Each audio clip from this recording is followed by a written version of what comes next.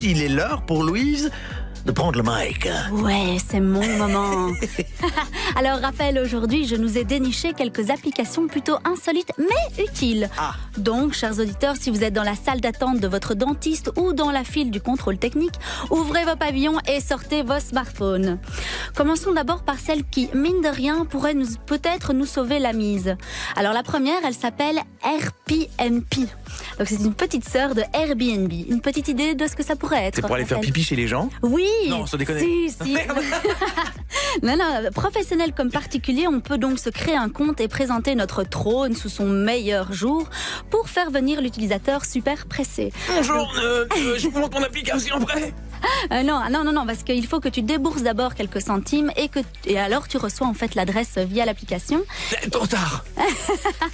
Et comme Airbnb, tu peux noter en fait les toilettes utilisées, donc l'espace, la propreté, qualité du papier toilette. Moi, je trouve plutôt l'idée géniale. Moltolel, épaisseur triple et tout ça.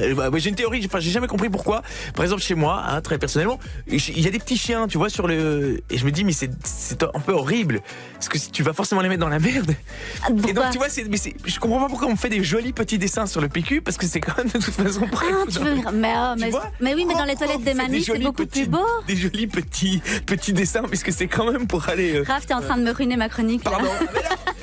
Non, allez, on va rester dans le caca pipi parce que j'ai une autre application qui s'appelle RunPee et qui en fait te permet d'aller aux toilettes tranquillement quand tu es au cinéma. En fait, elle te donne le moment idéal, ton téléphone vibre et elle te dit va vite faire ton petit pipi et quand tu reviens, elle te raconte en fait le moment que t'as loupé du film. C'est super intéressant. Ah oui, mais c'est très très subjectif parce qu'un moment inintéressant pour quelqu'un ne sera pas forcément... Oui, bon, Raph, c'est une application. C'est vrai. Donc et je crois qu'en plus, non, elle n'existe pas en français. Donc voilà. Oui, d'accord. C'est à mon avis les grands classiques et tu ne risques pas de les retrouver au cinéma, mais bon, dans l'idéal. Alors dans un tout autre style, nous avons Ina at Work, qui elle nous sera vraiment utile si on veut faire une petite sieste au bureau. Donc en fait, tu peux programmer des bruits de clics de souris, de papier froissé, de chaises de bureau qui bougent, de doigts qui tapent sur le clavier, de reniflements aussi. En fait, pour faire croire à tout l'open space que tu es bien actif alors qu'en fait tu roupilles. Pas mal comme alibi. Alors quelques applications tout aussi indispensables, le Bubble Wrap, en fait, qui te permet de péter des bulles du papier bulle, en fait. Donc c'est très addictif, je le déconseille aux épileptiques.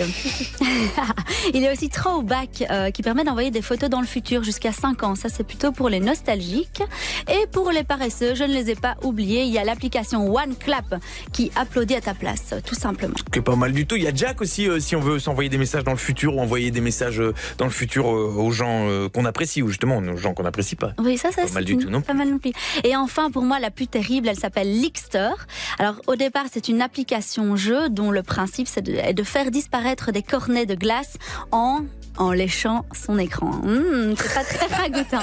Et là où en fait ça devient très très croustillant, c'est que des petits comiques ont détourné cette application pour en faire un guide d'apprentissage plutôt hilarant. Mais je suis désolée Raphaël, il est beaucoup trop tôt, il y a encore de jeunes oreilles qui nous écoutent, je ne peux pas en dire plus. Donc chers auditeurs, tapez dans Google Lickster, c'est le premier lien. Et toi Raph, est-ce que tu as une petite appli préférée? Ouais, j'ai mon appli préférée, mais il va falloir que je mette le son de mon téléphone. Donc s'il y a un couillon qui veut m'appeler, c'est l'instant parce que c'est forcément je dois remettre mon téléphone en fonction. Je ne peux pas m'en séparer, c'est celle-là. On n'entend rien. Voilà, fonctionne. Ah mais non, d'abord il veut ne me dis pas qu'il y a une mise à jour. Voilà. Oh non, t'es sérieux? Si, parce que et en plus c'est en fonction de quand tu bouges évidemment. Allez. Donc tu l'as dans ta poche et puis du coup hop. C'est la base de l'humour, c'est le coussin péteur. Et si tu as l'application Fart Cushion, allez-y.